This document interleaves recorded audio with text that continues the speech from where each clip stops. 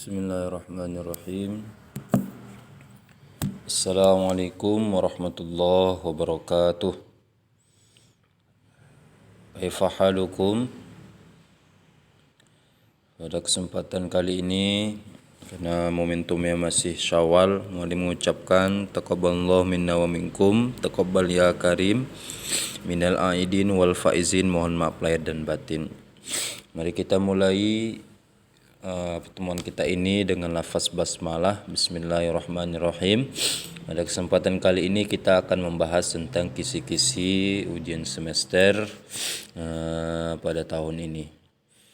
Yang pertama yaitu Rasul. Rasul adalah orang yang diutus oleh Allah untuk menerima wahyu dari Allah Subhanahu wa taala dan berkewajiban untuk menyampaikan kepada umatnya, ya. Sifat-sifat mulia para rasul ada siddiq, amanah, tabligh, fatonah, ya. Jadi baca lagi. Kemudian cara kita beriman kepada rasul. Ini bagaimana cara kita beriman kepada rasul. Kemudian Nabi Nuh alaihissalam, mukjizatnya adalah bisa membuat kapal yang sangat besar yang menampung seluruh umatnya dan seluruh binatang yang berpasang-pasangan. Kemudian salah satu sifat Rasul adalah sifat iradul basyariyah atau sifat jais, ya. Apa itu iradul basyariyah? Sifat yang ada pada Rasul juga ada pada manusia biasa, ya, seperti makan, minum, istirahat dan lain sebagainya. Kemudian Rasul mempunyai sifat fatonah. Apa itu fatonah? Fatonah itu adalah cerdas, pintar. Kebalikannya adalah baladah, yaitu tidak pintar. Kemudian mukjizat. Apa itu mukjizat? Mukjizat itu adalah kelebihan atau kemampuan yang sangat luar biasa yang diberikan kepada Nabi untuk menguatkan dakwahnya. Ini disebut dengan mukjizat, ya. Kemudian jasa ibu kepada anaknya, ya. Apa itu? Melahirkan, ya. Kemudian mendidik, merawat, membesarkan, ya. Inilah jasa-jasa ibu. Kemudian orang yang durhaka. Orang yang durhaka itu kalau di dunia hidupnya akan susah. Kalau di akhirat ya otomatis tidak diridhoi Allah, karena ridho Allah itu terdapat pada ridho orang tua. Bisa-bisa dia nanti masuk neraka. Kemudian bagaimana cara kita untuk berbakti kepada orang tua kita yang sedang sakit. Nah, ini coba dibaca-baca lagi, di situ ada. Kemudian bagaimana jika orang tua kita itu menyuruh kita untuk berbuat maksiat. Nah, ini tidak boleh kita langsung marahi, kita tidak boleh, kita tetap bersikap lemah lembut, ya, sampaikan, nasihati, ya, ingatkan orang tua kita, tapi dengan lemah lembut, ya. Bagaimana, apa contohnya durhaka kepada kedua orang tua? Ya, bisa saja tidak melaksanakan perintahnya, ya, atau melawan, memaki, mengucapkan kata-kata yang kasar kepada kedua orang tua.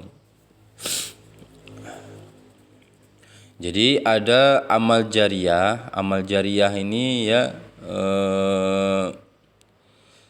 amal jariyah ini tidak putus dia. Ya, apa contohnya? Kita membangun masjid. Selama masjid itu dipakai, maka pahalanya tetap terus mengalir.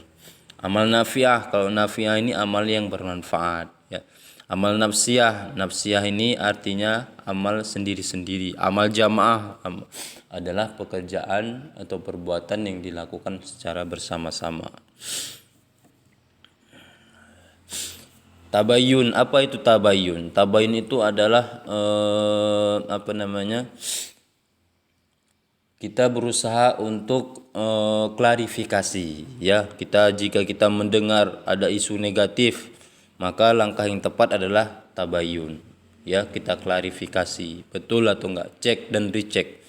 Ta'awun ini adalah saling tolong menolong. Tawakal adalah berserah diri kepada Allah.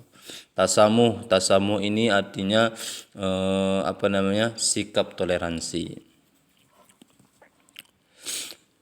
Kemudian kita masuk kepada puasa Ramadan, ya. Puasa Ramadan ini perintahnya adalah di dalam Al-Qur'an surah Al-Baqarah ayat 183, ya.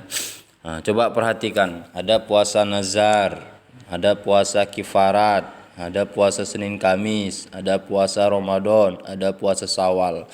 Jadi yang termasuk puasa wajib itu ya apa? Yaitu puasa nazar, puasa kifarat dan puasa Ramadan, ya. Jadi macam-macam puasa, ya, macam-macam puasa, ada puasa hari raya atau puasa Syawal, hari tasyrik, Senin Kamis, hari Jumat dan hari Idul Adha, ya. Jadi ada yang waktu-waktu yang kita itu diharamkan berpuasa. 1 Syawal itu tidak boleh kita berpuasa. Hari tasyrik ini hari tanggal 13, tanggal 11, 12, 13 Zulhijjah. Ini tidak boleh. 10 Zulhijjah itu adalah Idul Adha. Kemudian hari selanjutnya 11, 12, 13 Zulhijjah itu tidak dibenarkan kita untuk berpuasa, haram hukumnya. Kemudian makanan yang halal dan makanan yang haram, ya. Jadi makanan yang halal itu adalah makanan, ya, yang diperoleh dengan sumber yang halal dan tidak membahayakan, ya. Kemudian cara mendapatkannya itu tidak boleh dengan cara yang batil, ya. Itu. Kemudian nabi-nabi yang bergelar ulul azmi, Nabi Ibrahim, ya. Nabi apa lagi? Nabi Ibrahim, Nabi Musa, Nabi Isa, Nabi Muhammad SAW.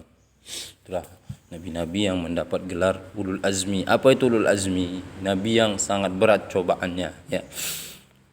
Kemudian nanti coba dibaca-baca klarifikasi atau diidentifikasi apa itu jenis-jenis makanan yang halal dan makanan yang haram, ya. Kemudian coba dibaca-baca tentang perihal Nabi Muhammad SAW.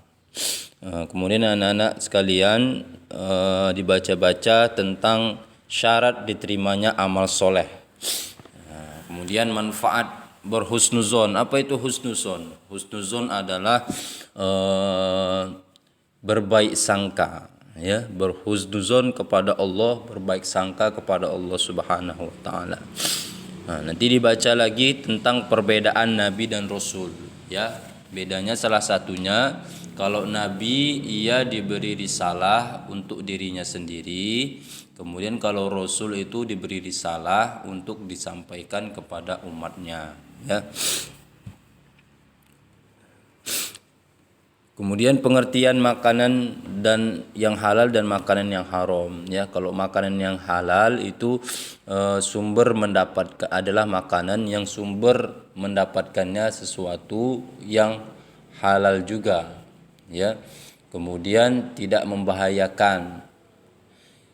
Kemudian makanan yang haram adalah makanan yang sumber hasilnya itu, ya, dari sesuatu yang haram, contohnya dari hasil curian, ya, atau zatnya itu memang haram, contohnya babi, anjing dan lain sebagainya. Kemudian amal soleh, ya, amal soleh, ada amal soleh, ada amal yang tidak soleh. Kalau amal soleh ini adalah perbuatan, ya, daya yang kita lakukan, ya, sesuatu yang bermanfaat, yang soleh, ya, baik. Puasa secara bahasa artinya imsak, menahan, ya. Secara istilah puasa itu adalah menahan diri dari segala sesuatu yang membatalkan puasa dari terbit fajar sampai terbenamnya matahari. Ya, itulah kisi-kisi soal ujian semester kita nanti, semester genap ya. Mohon dibaca-baca lagi, diperhatikan lagi bukunya. Insyaallah Allah mudahkan kita dalam melaksanakan ujian nanti. Amin ya rabbal alamin.